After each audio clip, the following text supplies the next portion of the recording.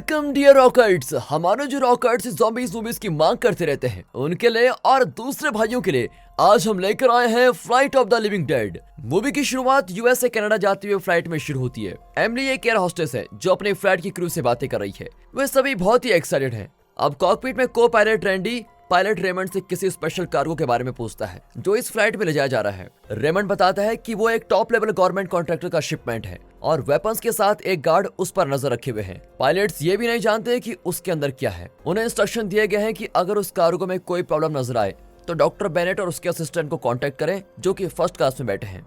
ये रेमंड की आखिरी फ्लाइट है, इसके बाद वो रिटायर हो जाएगा। तभी टर्मन नाम का पुलिस ऑफिसर फ्रैंक नाम के क्रिमिनल को हथकड़ी पहनाता है और फिर एक एयर होस्टेस आती है और फ्रैंक उससे फ्लर्ट करने लगता है। टर्मन एन वक्त पर आकर उसको रोकता है और एयर होस्टेस को जाने को कहता है। फ्लाइट में दो कपल्स हैं, पीटर एंड सारा और टॉमी एंड जैकी।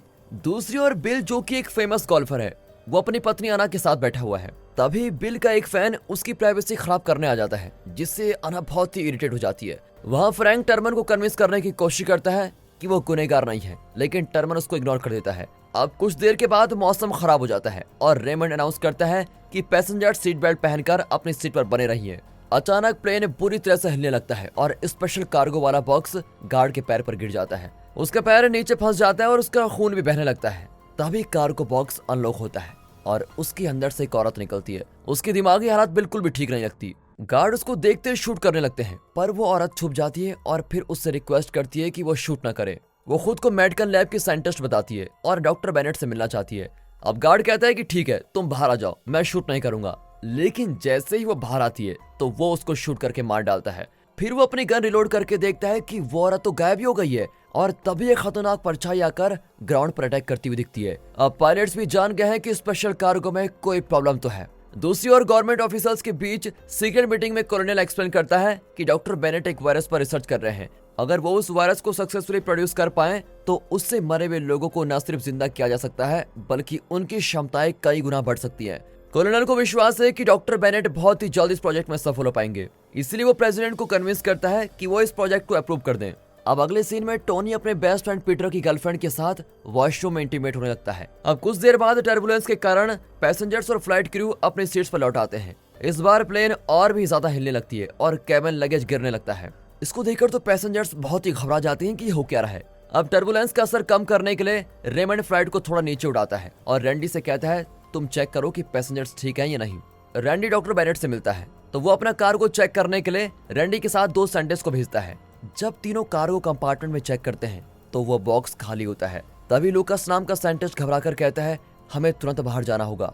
लेकिन तभी वो औरत उनके सामने आती है और तब पता चलता है कि ये लूकास की पत्नी कैली है जो अब ज़ॉम्बी बन गई है। वो लूकास पर अटैक करती है। इतने में गार्ड जो कि अब इन्फेक्ट हो चुका है वो दूसरे साइंटिस्ट पर अटैक करता है, लेकिन रैंडी किसी तरह से बच निकलता है। तब फ्रैंक टर्मन से कहता है मुझे रेस्ट रूम जाना है। उसे ले जाने के लिए टर्मन उठता है, लेकिन तब प्लेन के ज्यादा हिलने से वो ऊपर केबिन से टकराकर बेहोशी हो जाता है। अब मौका पाकर फ्रैंक खुद को छुड़ा लेता है। कुछ सेकंड्स बाद एयर होस्टेस मैगन देखती है कि टर्मन का खून निकल रहा है और फ्रैंक गायब है। वो तुरंत इस बारे में रेमंड को इन्फॉर्म करती है। जब टर्मन को होश आता है तो वो फ्रैंक को ढूंढने लगता है। रैंडी अब बड़ी टेंशन में है और डॉक्टर बेनेट पर चिल्लाता है कि तुम उस बॉक्स में क्या मुसीबत लेकर आए थे। लेकिन जब उसे कोई जवाब नहीं मिलता वो तुरंत कॉकपिट जाकर रेमंड को बताता है कि प्लेन को अभी लैंड करवाना होगा वरना सारे पैसेंजर्स मारे जाएंगे। रेमंड की कुछ भी समझ में नहीं आता और वो रैंडी को शांत करके पूछता है कि आखिर प्रॉब्लम क्या है। रैंडी बताता है कि मैं नहीं जानता कि वो ह्यूमन है या कुछ और, लेकिन वो ह्यूमंस को खा रही है। आप प्लीज फ्लाइट को लैंड कर दीजिए। रेमंड कहता है कि मैं यहाँ लैंड नहीं कर सकता। फिर वो ट्रांसपोर्टेशन सिक्योरिटी पॉल को बुलाता है और इस अजीब और खतरनाक सिचुएशन के बारे में इन्फॉर्म करता है। पॉल कहता है कि मैं चेक करके आप सबको रिपोर्ट देता हूँ। इसी बीच मैगन टर्मन से पूछती है कि फ्रैंक ने क्या जुर्म किया है।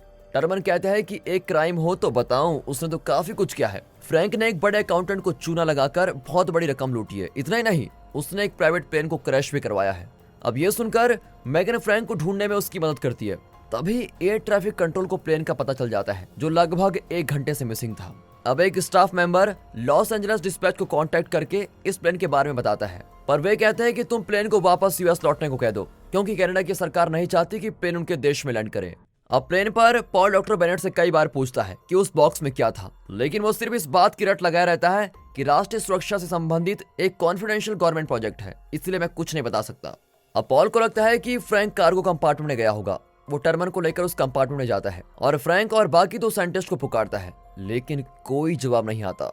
वे अलग होकर तलाश करते हैं और तब टनल के अंदर पॉल को एक साइंटिस्ट अटैक करता है जो अब ज़ॉम्बी बन गया है। पॉल घबराकर उसको शूट कर देता है। इसी बीच टर्मन को गार्ड ज़ॉम्बी अटैक करता है, पर पॉल आकर उसको बचा लेता है, लेकिन उसका शूट किया हुआ बुलेट गलती से पैसेंजर कैबिन में एक एयर होस्टेस को लग जाता है। अब खून देकर सारा को उल्टी आ जाती है और वो रेस्टरूम जाकर उल्टी करने लगती है। अब सभी घबरा रहे होते हैं कि ये हो क्या रहा है, लेकिन एमिली सबको शांत करती है और रेमंड को यहाँ की गड़बड़ के बारे में इन्फॉर्म करती है। तभी एक ज़ॉम्बी उसको काट कर मार डालती है। अब उसे बचाने की कोशिश में रैंडी उस ज़ॉम्बी को शूट करके कार्गो कंपार्टमेंट का डोर बंद कर देता है। यहाँ रेस्टरूम में दिखाते हैं तो एक अजीब सा ज़ॉम्बी सारा पर अटैक करता है। सारा की आवाज को सुनकर पीटर वहां जाता है, लेकिन डोर अंदर से बंद है। अब टोनी की मदद से पीटर दरवाजा तोड़ता है तो ज़ॉम्बी सारा को काट रहा होता है। पीटर उसकी मदद करना चाहता है, लेकिन एक और ज़ॉम्बी उसको अटैक कर देती है।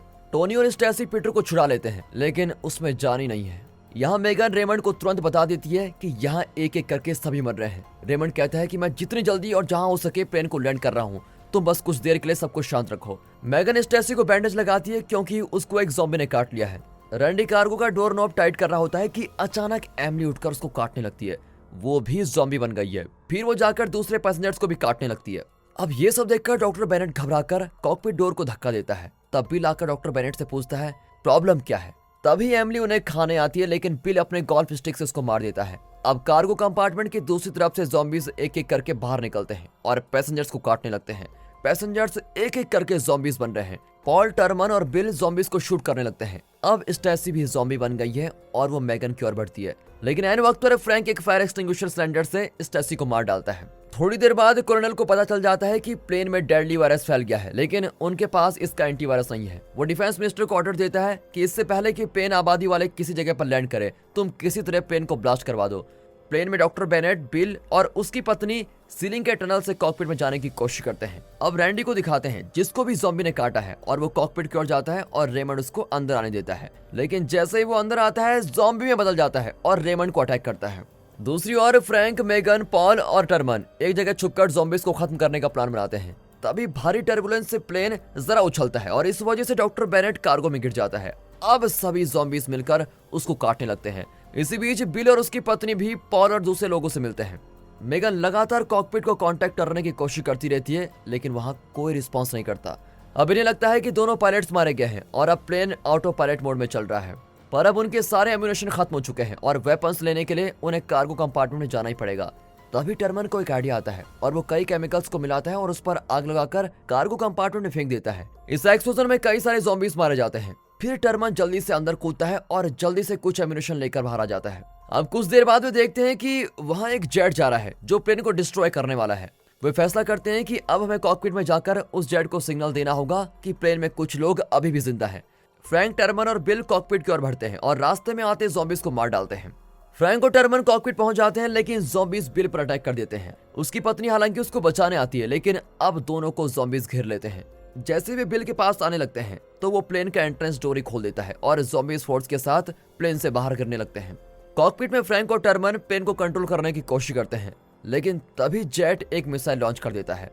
अब प्लेन इस खतरे को डिटेक्ट करके वार्निंग सिग्नल देता है, लेकिन ये दोनों घबरा जाते हैं और ऑटो पायलट मोड को ऑफ कर देते हैं। फिर वे प्लेन की डायरेक्शन चेंज करने की कोशिश करते हैं। जब एक पायलट ये नोटिस करता है तो वो जान जाता है कि कुछ सिविलियन जिंदा हैं और वो इस मिशन को अबॉर्ट करने का फैसला करता है।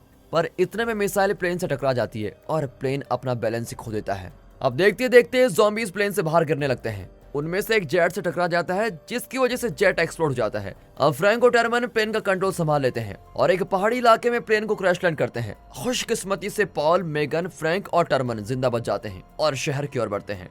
कुछ देर बाद दिखाते हैं कि कुछ ज़ॉम्बीज अभी भी जिंदा हैं और आखिर में दिखाते हैं कि ज़ॉम्बीज भी शहर की ओर जा रहे हैं। और इसी खतरनाक मैसेज के साथ ये मूवी यहाँ पर खत्म होती है। दोस्तों, अगर आपको मूवी अच्छी लगी हो, एक्सप्लेनेशन अच्छा लगा हो, वीडियो अच्छी लगी हो, तो मूवी को लाइक कर दें। बाकी मिलता है अगली वीडियो में, तब तक के लिए गुड बाय, अपना ख्याल रखिए and finally thanks for watching.